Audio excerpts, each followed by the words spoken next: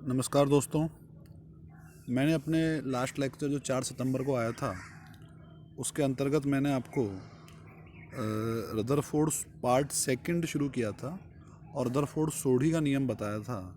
नियम था n बराबर n0 e की पावर माइनस लैम्बडा टी। ठीक है। अब हमने ये सीखा था कि रेडियो एक्टिव तत्व जो होते हैं उनमें उनका जो क्षय होता है रेडियो एक्टिव परमाणुओं का वो चरघातांकी रूप से कम होता जाता है और एक ग्राफ हमने स्टडी कर लिया था। अब हम लोग इस लैम्बडा की यानी क्षयांक की एक और परिभाषा पढ़ना चाहते हैं। ठीक है, समझते हैं इसको एक बार। देखो, हमारे पास इक्वेशन क्या थी? इक्वेशन थी n बराबर n0 e की पावर माइनस लैम्बडा टी। ठीक है।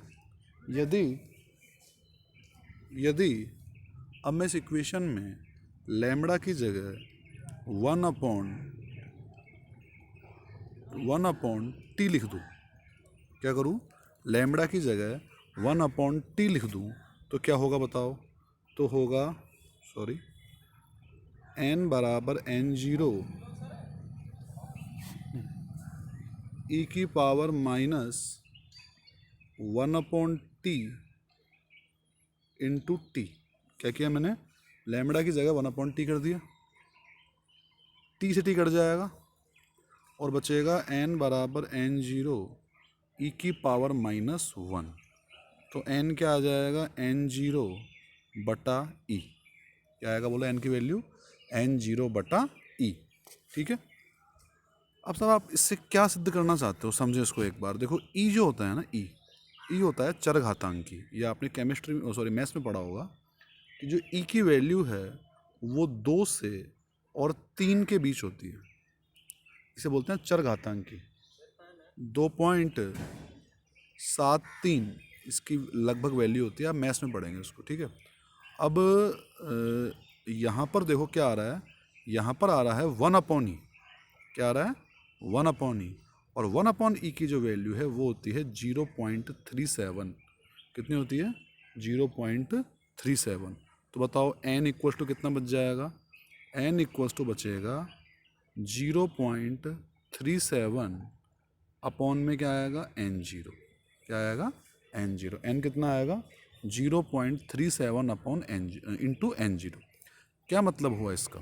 बताओ, n क्या थी? सक्रिय परमाणुओं की संख्या। और n0 क्या थी? कुल परमाणुओं की संख्या।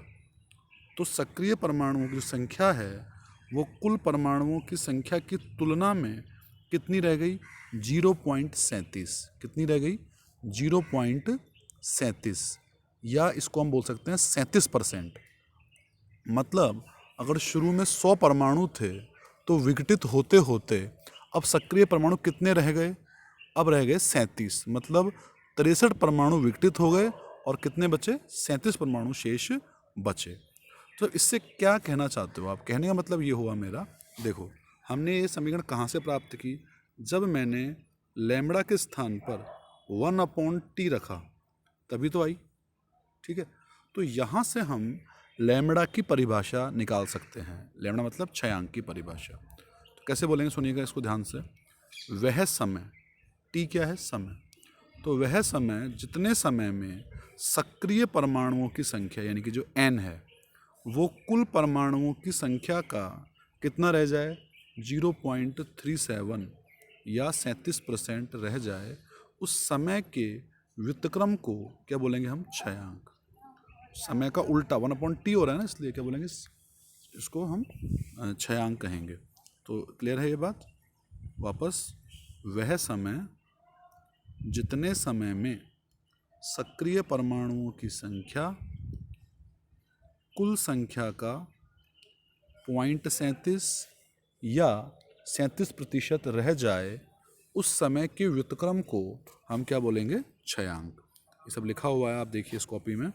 समीकरण 4 के अनुसार n बराबर n0 e की पावर माइनस लैम्बडा टी।